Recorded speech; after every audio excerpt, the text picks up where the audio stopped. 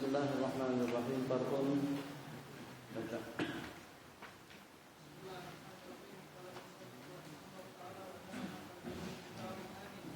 Amin.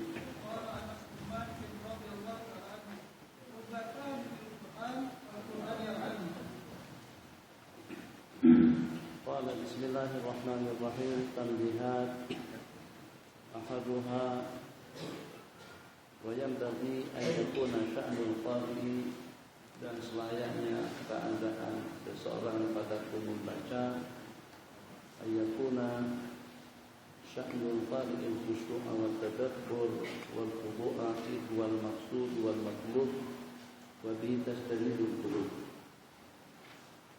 Jadi ini diantara daripada keluhan yang kita keluhkan, kenapa ketidakpahaman itu yang senantiasa selalu menyelimuti kehidupan kita. Saya sedang maksudkan tentang ketidakpahaman kita tentang tulisan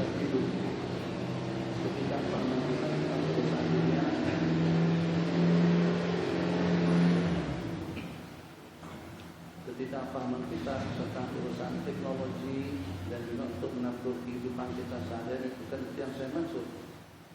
Ketidakpahaman kita tentang rahasia-rahasia hukum, jika sampai dengan diri kita terhijab, tidak melihat dan juga tidak menikmati halawatul iman, halawatul ta'ah, halawatul zikir, halawatul munajat, halawatul doa, halawatul intisab dan tazallul baina yaday Maula Jalla wa Ala. Kenikmatan pada waktu kita bermunajat, kenikmatan pada waktu kita berzikir, ketika kita beribadah, berubudiyah, mengingat, menyebut intisab, tazallul di hadapan Allah Jalla wa Ala. Kenapa sampai dengan kita mahjub daripada kenikmatan yang telah dirasakan oleh kita juga ibadullah as-salihun al-arifuna billah. Jadi dengan kita juga mengejar, sebab dengan perbandingannya kalau dari segi fisikal, kalau dari segi jasmani, memang kita dengan jasmani mungkin barangkali dari segi kekuatan kita lebih kuat. Dari sudut kemampuan mungkin kita lebih mampu, dari segi keperluan hidup dalam kehidupan kita lebih lengkap. Tapi kenapa dengan kita tidak mampu istiqamah dalam melaksanakan ubudiyah kita kepada Allah? Satu. Dan kenapa dengan kita tidak merasakan halawat dan munajat, kenikmatan pada waktu kita bermunajat, pada waktu kita berinti-rinti dada bawah kita sudah tidak sampai saja ayo ya Rabb ya Qadar dan seterusnya. Sementara salafun saleh baru saja dengan lantunan doa yang pertama itu dengan hati mereka sudah tergugah. Baru saja dengan ayat yang pertama hati mereka sudah tersentuh. Baru saja dengan sebutan pada saat itu Rasulullah SAW itu dengan ayat pertama mereka sudah mengalir. Kenapa halawatul munajat, halawatul tilawah, halawatul iman, halawatul ta'ah itu tidak kita rasakan. Jadi dengan asbab musababnya, karena dengan hati kita masih belum ada pangkalan iman dan yakin. Jadi hati hanya sekedar hati yang sepatutnya terisi dengan anwar, terisi dengan nafahat, terisi dengan tuyubat. Itu yang akan memberikan suatu asbab atau juga yang memungkinkan dengan kita beradaptasi dengan pembicaraan, atau juga dengan perbincangan, atau juga dengan keluhan dan yang kita dapat Allah, sehingga bukan lagi mulut yang meminta telinga yang mendengar, tapi justru daripada ujung rambut sampai ke ujung kuku dengan letak yang sama, gerak yang sama, dan juga dengan ubudiyah yang sama. So ketika ada kebersamaan daripada bagian-bagian yang ada pada data tubuh kita masing-masing, ketentramannya akan kita rasakan, kebeningannya akan kita rasakan, kenyamanan akan kita rasakan. Jadi di antara daripada penawar dan di antara daripada asbab istidaratil qulub agar dengan hati kita itu terang, bercahaya, mengamati, memahami, bukan hanya sekedar pada waktu kita beribadah, tapi juga pada waktu kita menerima dan mendengar ketetapan dengan hukum hakam Allah Jalla wa Ala. Memang betul-betul kita terasa seronok dan juga terasa nikmat dan juga terasa bahagia dengan ketetapan-ketetapan yang ditentukan yang hukumnya halal, yang ini haram, yang ini wajib, yang ini sunnah, yang ini seperti apa. Jadi tidak ada satu bagian pun daripada anggota tubuh kita yang menolak keharaman seumpama minuman keras, keharaman seumpama riba, keharaman seumpama halwa berdua-dua dengan seorang wanita. Sekarang masih dipertanyakan, loh kenapa diharamkan minuman kepada kita? Loh kenapa diharamkan pergaulan bebas? Kenapa diharamkan yang namanya berdua-duaan? Sedangkan itu adalah menunjukkan atas kebebasan, ketamadunan atau kemodernan kita itu diantara daripada alasan-alasan mereka. Masya Allah tabarakallah, berbicara tentang petanya, gelarnya sudah ada PhD, Profesor Dr. siapa, luar biasa. PSD mungkin yang terbaru dengan terjemahannya, dengan kepanjangannya, PSD itu adalah perangai hasut dengki. Itu penerjemahan yang terbaru. Perangai hasut dengki. Itu ternyata bukan cuma hanya di kalangan orang awam, tapi justru juga di kalangan orang-orang yang ada level, yang ada jabatan, yang ada kedudukan, yang ada pangkat, yang ada tahta dan akal. Dia juga perangai hasut dengki, bukan S3 kalau dengan bahasa Indonesia. Jadi kita inginkan memang benar-benaran S3, keterbukaannya yang pertama, ubudiyah dan ketakwaannya yang kedua. Itu bagaimana dengan orang-orang yang punya titel, punya pangkat gelar tinggi tadi itu, ternyata masih keberatan untuk menerima ketentuan hukum akam Allah secara 100%. Loh kenapa dengan pergaulannya? Kok kenapa dengan jilbabnya? Kok kenapa dengan ditutup? Kok kenapa harus dilaksanakan? Itu dengan Islam liberal atau jaringan iblis licik jil yang berkembang pesat di Indonesia. Kenapa jadi seperti itu? Sebab karena hati mereka masih gelap, atau dikenakan hati kita masih terhijab dan juga terlindung dengan hujub ketimah yang perlu kita tumbuh dan perlu kita lenyapkan. Di antara daripada asbab untuk kita menanggalkan al-hujubul ketimah daripada hati itu adalah tilawatul Quran bi tadabbur. Bismillahirrahmanirrahim. Yasin. Bagaimana kita bisa tadabbur? Yasin wal Qur'anil Hakim innaka laminal mursalin ala siratin mustaqim tanzilal azizir rahim. Itu tidak bakalan mungkin. Mata kita ke handphone, pikiran kita ke handphone, kemudian perasaan kita ke handphone, belum kita membaca. Dari mana datangnya at-tadabbur? Dari mana datangnya at-ta'ammul? Atau juga dari mana datangnya nur yang mampu untuk menyikat segala-galanya dalam kehidupan? Akan kelihatan terang. Kenapa dengan mereka mendapatkan gelaran sebagai al-arifun, bila orang-orang yang arif billahi jalla wa'ala? Sebab karena mereka mengenal pasti dan mengetahui tentang hikmah dan rahasia-rahasia ketentuan-ketentuan hukum Allah, hukum hakam Allah yang pertama, dan juga memahami rahasia ubudiyah, zikir yang kita kan boleh kita cek, kita kurang istirahat. Mungkin makan cukup, oke. Kursi itu perlu ditambah, perlu dikurangkan lagi. Cuma kurang saja. Kalau rasa kurang kita tambahkan, tapi tidak ada tambahannya. Nah, kalau rasa lebih nanti kita kurangkan. Insyaallah mudah kita mengurangkannya. Jadi seperti itu dengan ceritanya. Maka mungkin barangkali oke. Sementara air mungkin barangkali kurang. Rehat kurang, tidur kurang. Ini diantara daripada sebab yang dengan kita tidak mampu bertahan lama. Kurangnya itu kira-kira dalam berapa banyak? Porsi kita tidur saban hari 8 jam.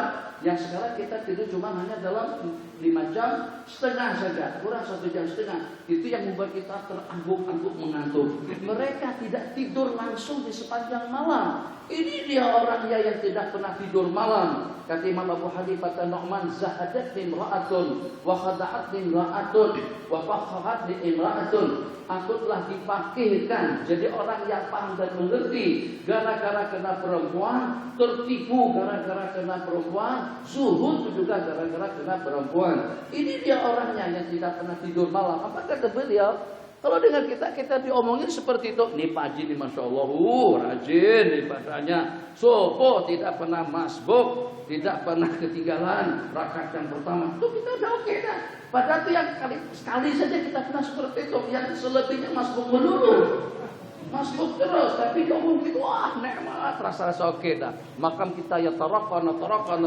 naik betul. Oh Masya Allah Ustaz Kamal pada masa di Bogor 4 hari tahajudnya, oh Masya Allah tabarakallah. Setelah itu kita udah nggak tahajud lagi. Imam Abu Hanifah perkataan daripada seorang wanita, ada pangkat, ada jabatan, ada kedudukan, ada tata, ada tak, tidak ada.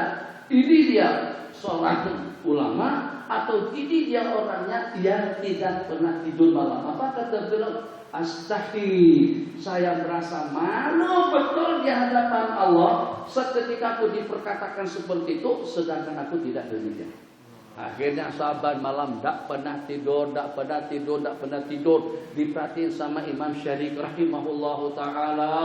Subuh dengan pengajian bersambung sampai tengah hari. Setelah subuh itu bersambung kembali sampai petang. Setelah petang sampai maghrib. Setelah maghrib sampai isya. Jadi kata Imam Syarik, kalau begini seorang kiai, kapan ibadahnya, kapan ubudiyahnya, kapan ada peluang waktu untuk mendekatkan diri kepada Allah? Sepanjang hari dengan pengajian, sepanjang hari dengan ilmu, sepanjang hari dengan ibadah. Ibadah yang saya maksud dengan dunia mudzakarah. Masya Allah tabarakallah. Jadi pada malam hari itu, tak lama kemudian setelah selesai pengajian, bukan rehat ke kamar sana, tidak.